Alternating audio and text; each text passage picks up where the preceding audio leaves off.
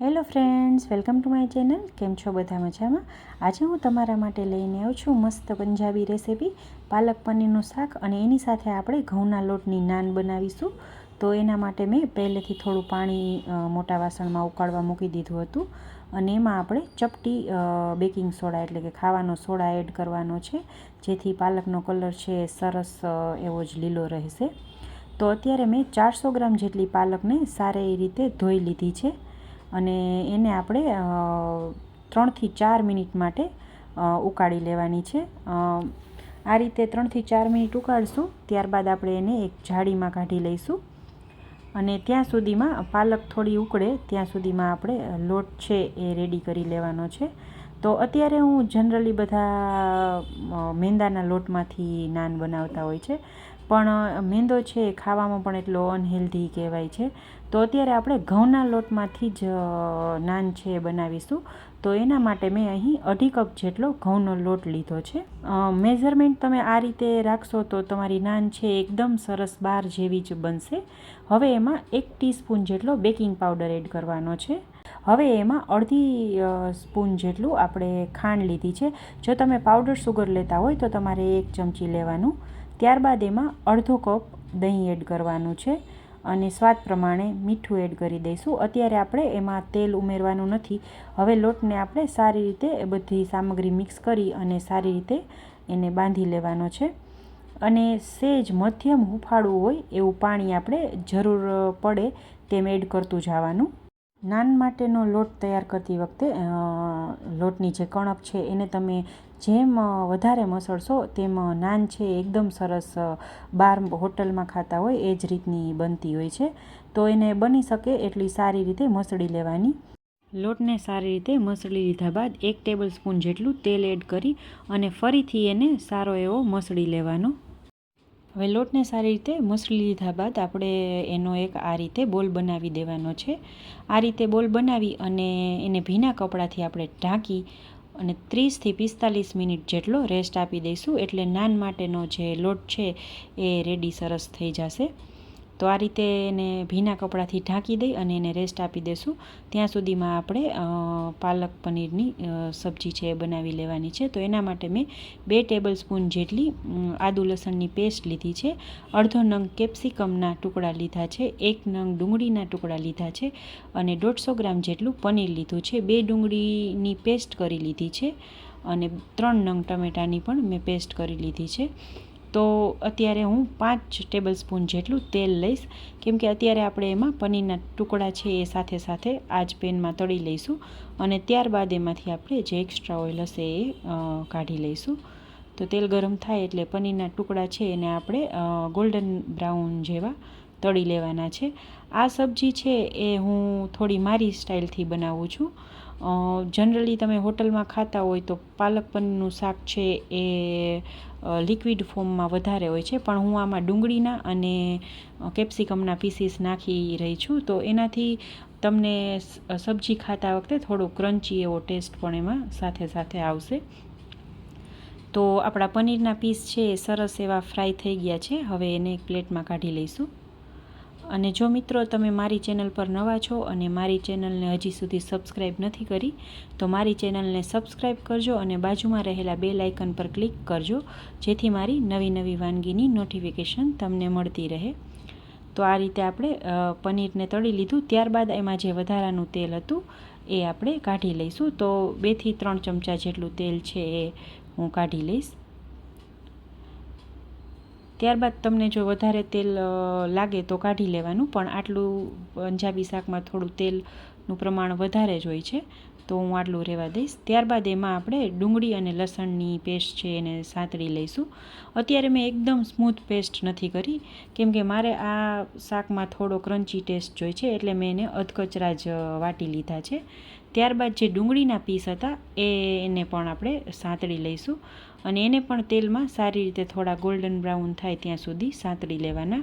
ડુંગળી સતળાઈ જાય ત્યારબાદ આપણે એમાં કેપ્સિકમના પીસ છે એડ કરી અને એને પણ તેલમાં સારી રીતે થોડીવાર સાંતળી લેશું. એકદમ આપણે એને કૂક નથી કરવાના, થોડો એમાં ક્રંચ રહે એ રીતે આપણે ડુંગળી અને કેપ્સિકમના પીસને સાંતળીશું. બસ 2 મિનિટ જેવું થાય એટલે કેપ્સિકમના પીસ છે એ સંતળાઈ જશે. હવે આપણે એમાં જે ડુંગળીની પ્યુરી કરી હતી, પેસ્ટ કરી હતી, એને એડ કરી દેવાની છે. ડુંગળીની પેસ્ટ આપણે પહેલાં એડ નહીં કરી, પહેલાં છે ડુંગળીના પીસ છે એને સારી રીતે સાંતળી લેશું. ડુંગળીની પેસ્ટને પણ આપણે સરસ તેલમાં સાંતળી લેવાની છે. અને અત્યારે ગેસની ફ્લેમ છે એ આપણે હાઈ કરી લેશું, તો ડુંગળીની પેસ્ટ છે એ સરસ એવી ફટાફટ સતળાઈ જશે.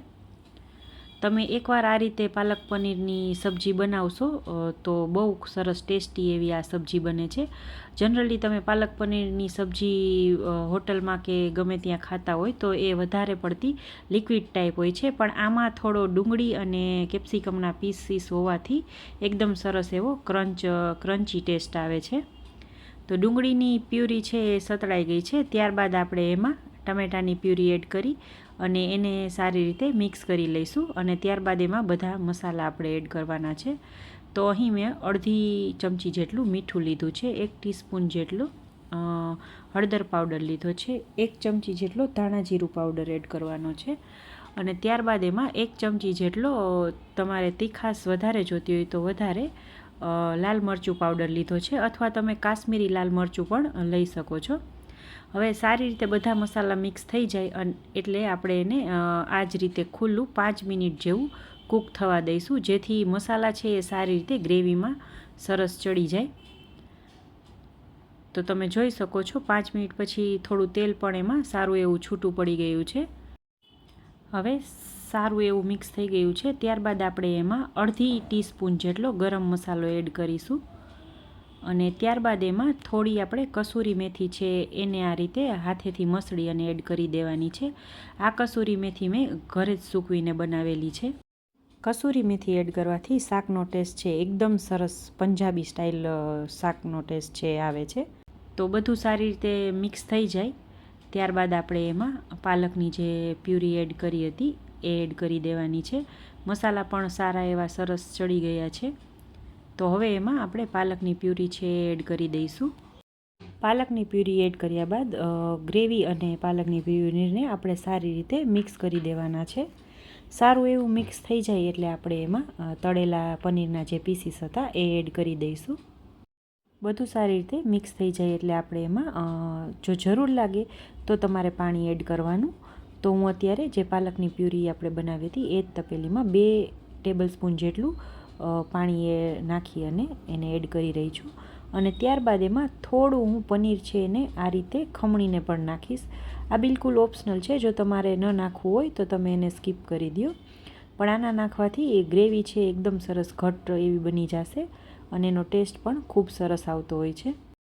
બધું સારી રીતે મિક્સ થઈ જાય એટલે થોડું ઢાંકણ છે આ રીતે ખુલ્લું રહે એ રીતે એને 8 થી 10 મિનિટ લો ફ્લેમ ઉપર આપણે એને કૂક કરવાનું છે. અને વચ્ચે વચ્ચે આ રીતે આપણે એને થોડું ચલાવતા જવાનું જેથી નીચે દાજી ના જાય. તો ફરીથી આપણે એને 5 મિનિટ માટે કૂક કરવા મૂકી દઈશું અને ત્યારબાદ ગેસની ફ્લેમ છે બંધ કરી દઈશું. અને આપણો લોટ પણ સારો એવો સેટ થઈ ગયો છે. તમે જોઈ શકો છો એકદમ સરસ એવો ફૂલાઈ અને રેડી થયો છે. હવે ફરીથી આપણે એને થોડો મસળી લઈશું. લોટને સારી રીતે મસળી લીધા બાદ એમાંથી આપણે મીડિયમ સાઇઝના લુવા તૈયાર કરવાના છે. એક મોટું લીંબુ હોય એનાથી થોડા મોટા એ ટાઈપના લુવા છે તૈયાર કરીશું. અને આટલા લોટમાંથી આપણે 14 થી 15 નંગ નાન છે બનીને રેડી થશે. તો લુવા આપણા રેડી છે. ઘઉંના લોટનું જટામણ લઈ અને એને વણી લઈશું. નાનને બહુ પાતળી પણ નહીં અને એકદમ જાડી પણ નહીં, એ રીતે મીડિયમ થીક એવી આપણે વણવાની છે. અને એનો શેપ છે અત્યારે હું ઓવલ શેપ રાખી રહી છું. જો તમારે ગોળ બનાવી હોય તો તમે એ રીતે પણ એને બનાવી શકો. તો આ રીતે નાન છે એ વણાઈ ગઈ છે. હવે થોડું એના ઉપર આપણે સફેદ તલ છે એ થોડા એડ કરી દઈશું. જો તમને કલોંજીનો ટેસ્ટ ભાવતો હોય તો એ પણ તમે એમાં ઉપરથી એને નાખી શકો. ત્યારબાદ સમારીને ધોયેલી કોથમીર છે એ એડ કરી દેવાની છે. અને ફરીથી આપણે થોડું વેલણથી એને પ્રેસ કરીશું એટલે તલ અને કોથમીર છે એ સારા એવા નાનમાં ચોંટી જશે. તો આ રીતે નાનને વણી લીધા બાદ નાનને આ રીતે પલટાવી દઈશું અને બીજી સાઈડ આપણે એમાં થોડો પાણીવાળો હાથ કરી અને ફરતું નાન પર પાણી છે લગાવી દેવાનું છે. ત્યારબાદ મેં અત્યારે હું લોઢી પરની પણ તાવડી પર જ બનાવી રહી છું. તો તાવડી છે એ ગરમ કરી લીધી હતી અને મીડિયમ ફ્લેમ ઉપર આપણે એને થવા દઈશું. નાનમાં જેવા સરસ ઉપર બબલ્સ બનશે એટલે નાન છે એ સરસ નીચે શેકાઈ ગઈ છે. હવે આપણે તાવડીને સાણસી કે ચીપિયાની મદદથી આ રીતે ઉલટાવી અને બીજી સાઈડ પણ નાનને કૂક કરી લેવાની છે.